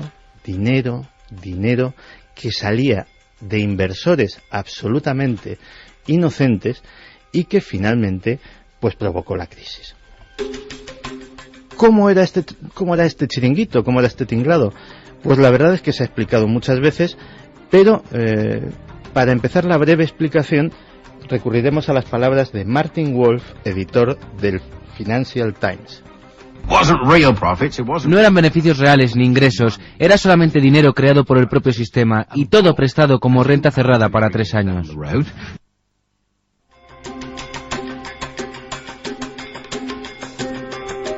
Todo comienza con presiones políticas. Presiones de los lobbies de la banca y de las finanzas estadounidenses para que se eliminaran en ese país todas las regulaciones de los mercados financieros. Los mercados financieros, en España en ese sentido somos afortunados, tienen reglas, leyes muy estrictas para regular su funcionamiento y lógicamente allí se veían limitados. El dato que nos da Ferguson es atroz.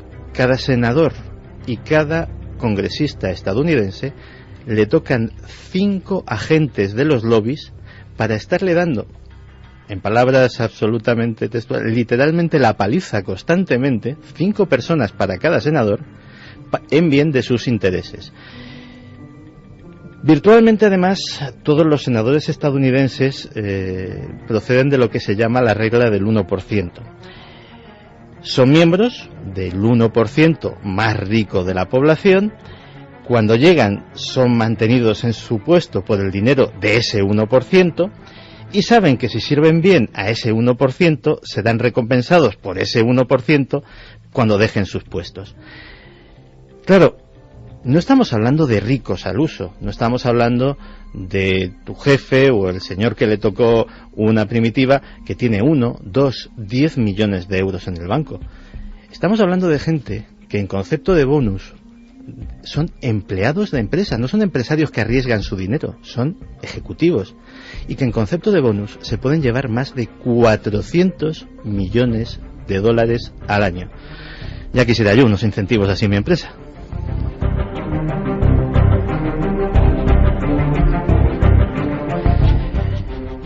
Esas personas se dedicaron a diseñar productos financieros que sabían que eran malos y así lo tuvieron que reconocer ante el comité del Senado que investigó este asunto. Básicamente, como dice George Soros, que es, digamos, un millonario de la vieja escuela, una persona que ha adquirido su fortuna pues arriesgando y trabajando, claro, él decía, esta gente no eran financieros como los conocemos de, oye, yo invierto, compro una empresa, la vendo, hago mis negocios y arriesgo mi dinero. Ellos se llevaban todo ese dineral arriesgando el dinero de sus clientes.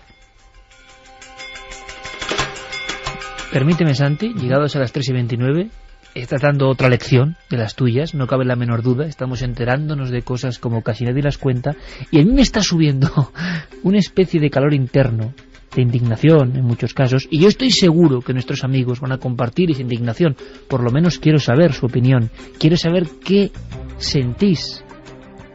Puede que Santi esté equivocado o puede que no, él se está basando no en lo que piensa, en lo que le inspira su, idea económica, ni mucho menos. Está recogiendo datos, documentos. Es tan potente la historia de este dossier sobre la crisis oculta que yo creo que es muy importante escuchar vuestra voz esta noche, porque hay gente que le está pasando mal. A ver qué opináis. ¿Esto es demasiado increíble o esto puede ser un terror absolutamente real? Santi, todo tuyo. Y entonces se monta el timo, y así se califica en la película, el timo de la subprime, el timo de las hipotecas de alto riesgo.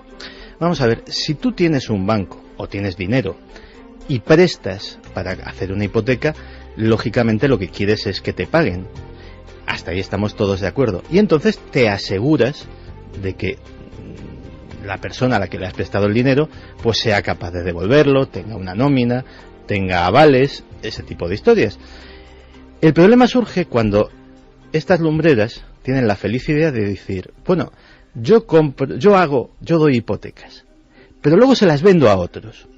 A partir de ese momento ya no me importa que me paguen, me da exactamente igual. Yo lo que quiero es tener muchas hipotecas para colocárselas a un montón de gente en otros países, en mercados financieros, es como un regalo que se ha ido pasando uno a otro. Efectivamente. Y entonces, como yo quiero tener muchas hipotecas para negociar con ellas, es que me da igual a quién se las dé. Me da igual dárselas a personas que no tienen ingresos, o que tienen trabajos precarios, o que no tengo ninguna seguridad de que me las vayan a devolver. Todo eso lo voy metiendo en paquetes de unas cuantas de estas, unas cuantas buenas, otras cuantas regulares, y se lo voy vendiendo a inversores de todo el mundo, inversores privados, empresas, fondos de pensiones, bancos, aseguradoras, gente que evidentemente tiene un capital y tiene que moverlo. Ellos creían perfectamente que estaban comprando buen material, que estaban comprando buenas inversiones. ¿Por qué? Porque hay una cosa que se llaman las agencias de calificación. Las agencias de calificación, las más importantes son las tres que hemos citado antes, Standard & Poor's, Fitch y Moody's, son grandes empresas que se dedican simplemente a dar su opinión sobre si una inversión es buena o es mala. Lo que descubre Ferguson en esta película es que las propias agencias de calificación eran juez y parte, y también se llevaban importantes comisiones de calificar como muy buenas inversiones que realmente eran muy malas. Cabe decir que esas mismas agencias de calificación son, por ejemplo, las que actualmente están poniendo en duda la solvencia de la deuda pública de nuestro país, poniéndonos en apuros en los mercados financieros internacionales. Como siempre, Santi, la importancia de la opinión de ciertas personas que de alguna forma, con su poder de influencia, están manejando los hilos. Claro, pero es que cuando pensamos nosotros en influencia, muchas veces pensamos en los políticos, pero es que los propios políticos esto les pilla absolutamente con el pie cambiado. Una de las entrevistas más estremecedoras que salen en esta película es con Christine Lagarde. Christine Lagarde es la ministra de Economía francesa, que cuenta como anécdota que cuando se empieza a rumorear que algo no está yendo exactamente bien en los mercados financieros y que si tal o cual banco puede quebrar, en una cumbre del G7 ella pregunta no solamente a sus equivalentes de otros países, especialmente de Estados Unidos, sino a representantes de esas agencias de calificación, y le dicen que todo va perfectamente bien. Claro, luego vienen las sorpresas, como escuchamos a la propia Christine Lagarde. ¿Cuándo fue informada por primera vez de que Lehman iba a caer en bancarrota? Después del hecho. Después de todo. Wow. Bien. ¿Y cuál fue su reacción? Oh, Dios mío.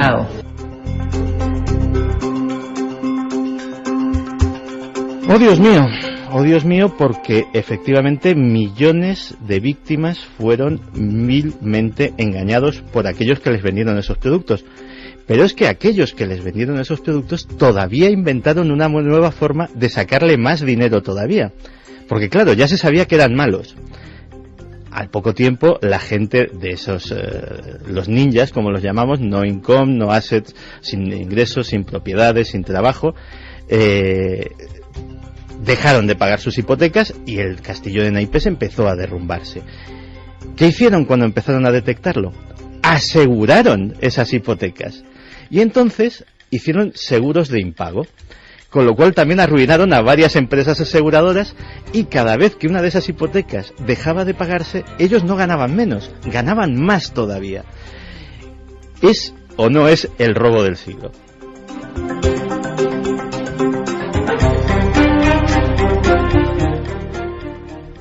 Lo realmente estremecedor y terrorífico de la película no son estos hechos que se narran, yo estoy resumiéndolo mucho y omitiendo los detalles, digamos, más especializados y más técnicos, que no tengo la habilidad para expresarlos con propiedad, sino ver cómo Ferguson pasa ante la cámara a buena parte de todos estos caraduras espléndidamente pagados que elevan la estafa a la categoría de bella arte, y cómo delante de las cámaras, entre balbuceos y tartamudeos, intentan justificarse y decir que lo hicieron todo muy bien. La película nos da además un retrato de lo que se denominan los másters del universo, porque es así como se llama esta tribu. O sea, nosotros, los periodistas, los paranormales, pues ellos son los másters del universo. Y los másters del universo que pueblan Wall Street, señores, que nuestro patrimonio, hasta de los más afortunados de nosotros, para ellos supone el sueldo de una semana, son personas que viven en un paraíso artificial en el que no falta de nada, corre la cocaína a mansalva, los Maseratis y los Lamborghinis son vehículos utilitarios, y recurren a prostitutas de lujo a 6.000, 7.000, 10.000 euros la noche, cargándolo a sus propias empresas como estudios de marketing.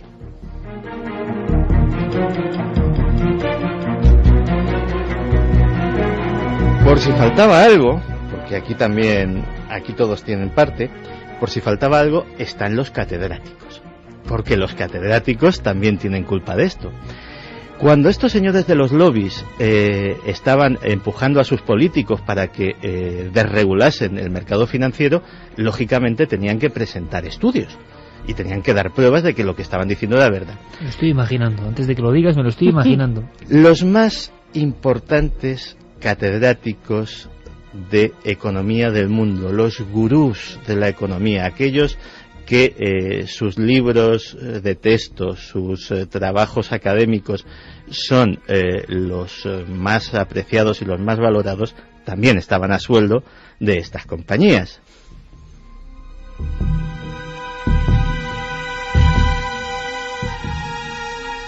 Los gurús de la ciencia económica, como ha pasado en otras muchas ciencias, resulta que luego estaban metidos en el ajo. Pues mira, cita nombres. Larry Summers estaba a sueldo de diversos fondos de inversión y bancos de patrimonio. Martin Feinstein a sueldo de AIG, una importante aseguradora que también se llevó lo suyo en esta crisis. Richard Portes a sueldo de los bancos de Islandia, que la crisis islandesa, pues ahora nos meteremos en ella. Y Frederick Mishkin se convierte, que es otro importante catedrático de economía, se convierte en uno de los protagonistas de la película, porque eso le honra, él da la cara en la cámara. Y este hombre, pues a sueldo de bancos de Islandia, instituciones financieras de Estados Unidos y diversas firmas que él mismo se niega ante la cámara a decir sus nombres, pues todos ellos hicieron informes sobre países, bancos, empresas, falseando la realidad a cambio de enormes honorarios. El propio Mishkin, cuando se le pregunta sobre el caso islandés, esto es lo que nos dice. Ese fue el error. De repente resultó que la supervisión, protección y regulación no era tan fuerte como se creía. La información indicaba que Islandia tenía muy buenas instituciones. Hablabas con la gente y te hacían tener fe en el Banco Central. Me pagaron una cierta cantidad. Es información pública.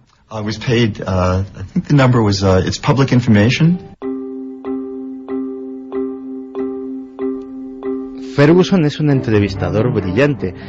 Empieza las entrevistas de una forma amigable y poco a poco los va acorralando. Y entonces empiezan frases como: esta información es pública, apague la cámara. Es realmente un ejercicio de ir pillando a una panda de golfos, no se les puede llamar de otra forma. Una caterva impresionante que ha hecho balancearse el sistema financiero mundial, y de esos barros vienen estos lodos. Pues para que veas hasta qué punto el que es golfo lo es, hasta puntos absolutamente inconcebibles, Mishkin escribió un artículo científico, un paper que se llama, para las revistas de economía, sobre la fiabilidad del sistema financiero islandés, pagado por la Cámara de Comercio de Islandia, cosa que evidentemente omitió.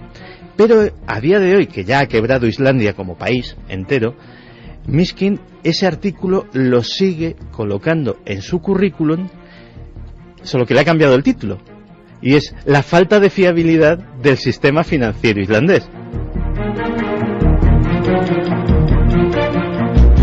Antes de seguir, porque esto es una mezcla entre la caterva que ha fastidiado a parte del mundo, claro, la avaricia. Alguna vez que hemos hablado, le voy a contar un secreto, amigos. Muchas personas piensan que, por ejemplo, en Cuarto Milenio, porque en la tele las audiencias se miden al minuto, mucha gente piensa que la mayoría de fenómenos, vamos a decirlo, extraños o sobrenaturales otorgan al programa las máximas audiencias.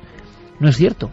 Son precisamente los temas más alejados del misterio cotidiano, por ejemplo, como el de esta noche, los que más dato de audiencia nos suelen dar. Es un misterio también, ¿no?, propio del programa. Eso poca gente lo sabe. Por cierto que mañana hay unas imágenes espectaculares. Mañana algunas de las imágenes más espectaculares que hemos conseguido en 6 años de programa, en 6 temporadas, están mañana en el primer tema, ¿verdad? En el primer tema es impresionante, de verdad. Si podéis verlo, yo creo que merece mucho la pena. Sobre las 12, 12 y cuarto, vamos más pronto cada vez ahora en esta franja. Gracias por vuestro apoyo. Pero en Cuarto Milenio, uno de los hitos de nuestra audiencia fue tratar el tema de la crisis con economistas, ¿te acuerdas, Santi? El crack del 29, sus mitos, porque lo contaron de una forma más o menos comprensible. Y ya intuíamos hace un par de años que esta caterva andaba por ahí. Pero es que lo que está contando Santiago es una mezcla de los que han abofeteado el mundo. Seguro que luego la gente y determinadas personas han intervenido en diferentes factores, y casi los amigos de Santi, ¿no? Porque es que informes pagados. Luego, porque ha habido casos de científicos ilustres en diferentes campos que se ha descubierto que luego estaban pagados. Claro, que lo haga un estafador que echa las cartas, que ve el aura y que no sé qué, bueno, entra dentro hasta de no de la lógica, pero es menos sancionable, yo creo, que lo haga un científico importante. Los dos con los sentimientos sí, de la pero gente. El científico importante ha dado, digámoslo así, el paso para no engañar a la gente, ¿Y supuestamente, cuántas ¿no? campañas habrá habido pagadas de gente que intenta ocultar cosas o que la gente no mire más allá de los que... Por eso, antes de que Santi continúe, porque esto es tremendo, ¿por qué no sondeamos un poco lo que nuestros amigos sienten? Porque esto es cuestión de sentimiento, ¿no?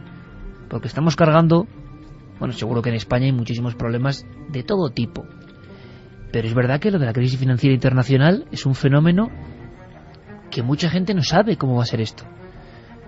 Y claro, con lo que está contando Santi y el material de esta película, uno se queda frío. No sé cómo se quedan nuestros amigos. Pues mira, Raúl nos decía: buenas noches, he visto la película ya 3 veces. No logro salir de mi asombro porque no sé cómo es posible que haya gente con tantos pocos escrúpulos y valores humanos. Cuanta más pobreza de nosotros, más riquezas para ellos. No es solo el hecho de que se hayan enriquecido a costa de los demás, sino que pensemos que hay muchas miles de personas que se han quedado sin hogar y sin dinero para comer, para que 4 gatos sarnosos puedan hacer fiestas privadas donde la cocaína es el ingrediente principal. Tiene derecho a enriquecerse con su talento, con su buena intervención. Ahora con trampas no. Ahora con mentiras no. Ahora con engañando y dejando sin comer a gente no. Por supuesto. María Teresa González dice: y luego nos llaman locos a los conspiradores. Rebeca Gómez: buenas noches a todos. Tengo 28 años y llevo 2 años en el paro. Al principio piensas que esto acabará pronto y que enseguida vas a encontrar trabajo. Pero de unos meses hacia aquí me estoy dando cuenta de que en realidad no va a ser así. Y con lo que estáis contando empiezo a tener miedo. Es increíble como cuando vas a hacer una entrevista te dicen que eres mayor para el trabajo. Y sinceramente no creo que con 28 años sea tan mayor. Me gustaría que todo esto se arreglara pronto porque hay personas que lo estamos pasando verdaderamente mal. Un saludo a todos y gracias por enseñarme tantas cosas. Gracias a ti por confiar en nosotros. Yo tendría ánimo, porque la gran pregunta es, al final con voluntad, esto tiene que pasar, esto tiene que... El propio sistema con la naturaleza yo creo que tiene que autocurarse. Ahora, una pregunta muy breve, Santi, porque es que este tema va a traer cola. Quizá tengamos que hacerlo en varios episodios. A mí esto me parece tremendo. Parece que lo estamos viendo todos. El fenómeno es global, no se puede localizar en Estados Unidos, ¿no? Sino que los tentáculos, yo por saber, te pregunto, rodean el mundo e interfieren en todo el mundo por igual. Claro, el origen es Estados Unidos porque, digamos, es el origen del producto fraudulento. Es decir, cuando se dice, no, es que en España, por ejemplo, ha habido mucho crédito. Ha habido mucho crédito porque, básicamente, todo eso era, en teoría, buenas inversiones que hacía circular mucho dinero y, bueno, era un clima que había. Pero todas las entidades financieras de casi todo el mundo creyeron a los que mueven el cotarro, digámoslo así. Y todo el mundo, insisto, o sea, a mí personalmente que los inversores pierdan dinero me parece terrible, pero que, por ejemplo, fondos de pensiones de empresas privadas en Estados Unidos, donde los sistemas de seguridad social son tan particulares y cada uno tiene que tener su fondo de pensiones, sus seguros médicos, etcétera, etcétera. Claro, es que hay gente que ha perdido su jubilación porque su fondo de pensiones estaba basado, porque lógicamente tú aportas un dinero y ese dinero hay que invertirlo para que vaya creciendo y luego poderte pagar la pensión. Eso ha desaparecido y ya ni inversión, ni pensión, ni absolutamente nada. Entonces, esto era como decían en mi pueblo, es la historia del embustero y el apoyador. El embustero era el señor que vendía los bonos. que sabía perfectamente que estaba vendiendo aire y que estaba vendiendo unos papelitos que no estaban respaldados por nada y que mañana alguien iba a dejar de pagar esa hipoteca casi sí o sí, pero le daba igual porque yo ya me la he quitado de encima. El apoyador era la agencia de calificación que decía, no, esto es AAA, la mejor inversión del mundo. Y entonces, si yo soy el dueño o soy inversor y me muevo en los mercados financieros y veo un informe de la calificadora más importante del planeta que me dice, oye, esta es la mejor inversión que puedes hacer, yo tengo 1, 2, 10, 200 millones de dólares, lo meto ahí, digo, una inversión segura.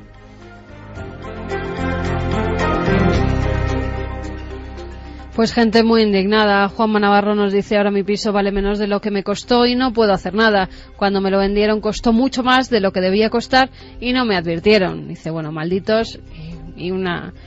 bastardos. Los llama malditos bastardos. Sí, no me extraña. Es que la gente está muy quemada y es normal.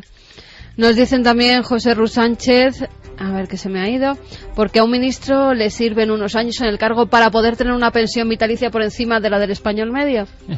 Yo me pregunto eso todos los días. Pero claro, y tantas cosas, ¿no?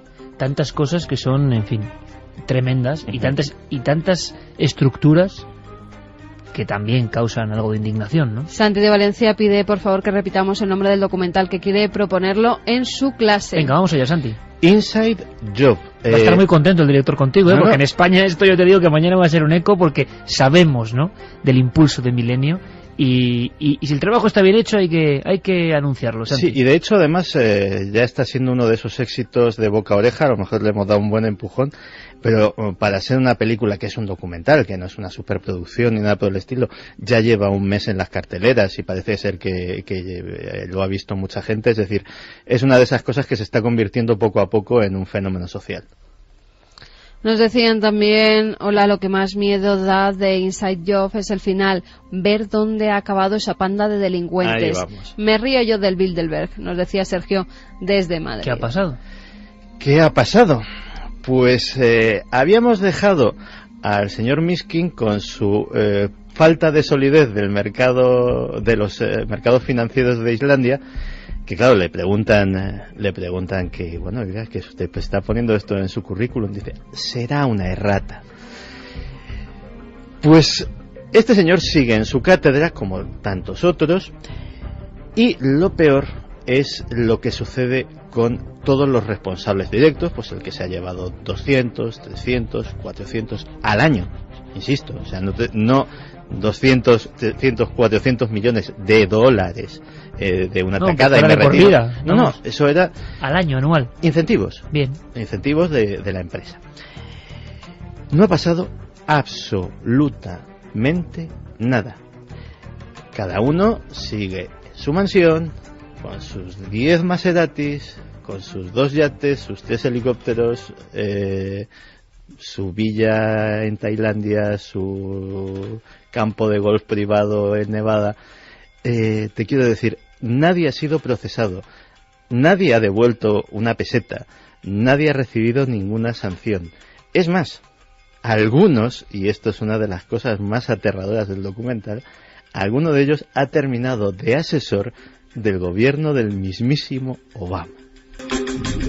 No todo es lo que parece.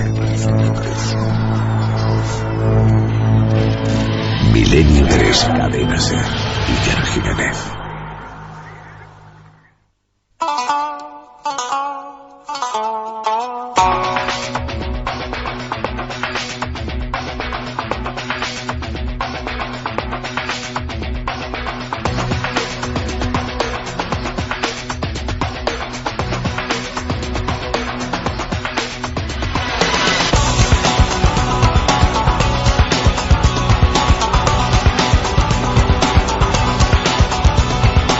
Pues ponemos un poquito de ritmo de Tembi, esa locura asiática.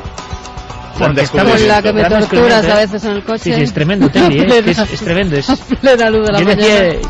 Decía el chino loco, pero no, es una mujer y toca ahí este instrumento y es terrible, es terrible. Nos lleva, vamos, es que después de lo que estamos escuchando, un poquito de oxígeno, por favor.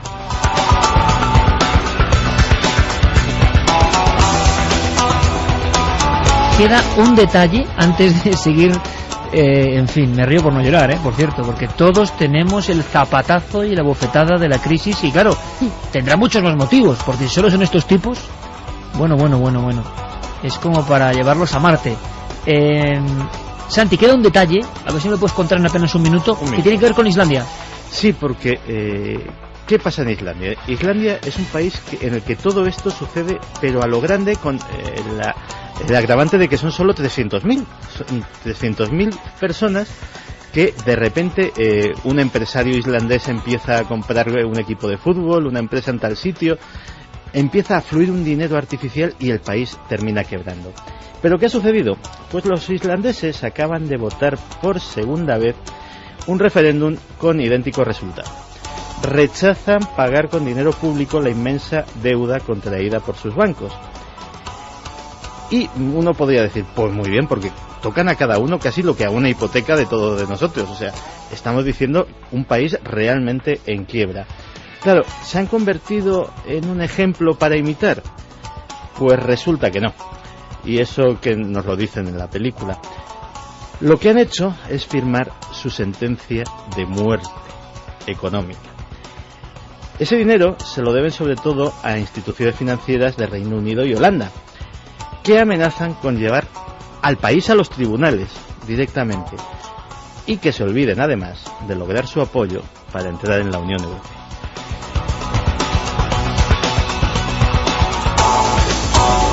¿Y qué va a pasar con Islandia, ese magnífico país? Pues no lo sé, pero desde luego magnífico y valiente, porque es el único sitio donde los banqueros responsables han terminado en la cárcel.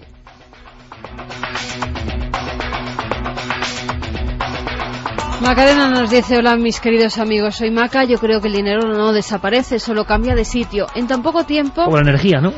Estoy a punto del desahucio, tengo un niño de 13 años, mi madre minusválida y sin cobrar nada. Pasamos hambre y los servicios sociales dicen que ya no hay nada para nadie. Menos mal que todavía tengo esperanza, espero los sábados para escucharos como agua de mayo. Gracias Carmen, Iker, Santi, muchas gracias, salud y ayuda para todos. Claro, cómo transmitir ánimo a esta gente, ¿no? Cómo transmitirles fuerza, de verdad que es muy difícil y es terrorífico. Lo que pasa que en serio yo creo que estamos todo el país un poco dormidos ante la situación que estamos viviendo. Sí, totalmente de acuerdo. Que no había habido comedores sociales como está habiendo desde la Guerra Civil Española y estamos teniendo familias todos los días comiendo en sus comedores sociales y nadie está haciendo nada. ¿Y cómo podemos, pasa a veces, cómo podemos ayudar nosotros, ¿no? Y a veces nos lo preguntamos, ¿qué se puede hacer exactamente? Yo no sé, pero quizá vosotros, que tenéis esta conexión con este programa de una forma tan especial, podáis darnos ideas. Seguramente os ocurran ideas brillantes. Hemos pensado algunas fórmulas incluso, porque Milenio 3 va más allá de un programa de radio, así lo sentimos nosotros. Algo hay que hacer porque la situación es para mucha gente desesperada y mucha gente que además tiene sensibilidad, ¿no? Gente que no precisamente malgastaba su dinero, sino que era gente que quería enriquecerse por dentro también, ¿no? Espiritualmente, y gente que quería aprender, y esa gente ha visto truncada su vida. Recibimos ejemplos de verdad terribles. Si tenéis alguna idea, pues igual hay que ponerse en marcha, igual hay que hacer algún tipo de revolución silenciosa, no lo sabemos, estamos en una encrucijada terrible. Nacho de Bilbao, lo de siempre, robas 1.000 euros y vas a la cárcel, robas 1.000 millones y eres don. Muchas gracias por vuestras palabras de aliento a todos los parados. Yo misma estoy desempleada y no sabéis cuánto me estáis ayudando gracias a vuestros programas en esta situación tan desesperante, nos decía María Cristina desde Madrid. Ángel Luis, lo de los paquetes de las hipotecas es similar a la crisis ninja de Leopoldo Abadía. Iván García dice: está claro que los trabajadores de media clase y baja siempre tendremos las de perder. Vamos, Iker, si quieres, con los ganadores de esas novelas.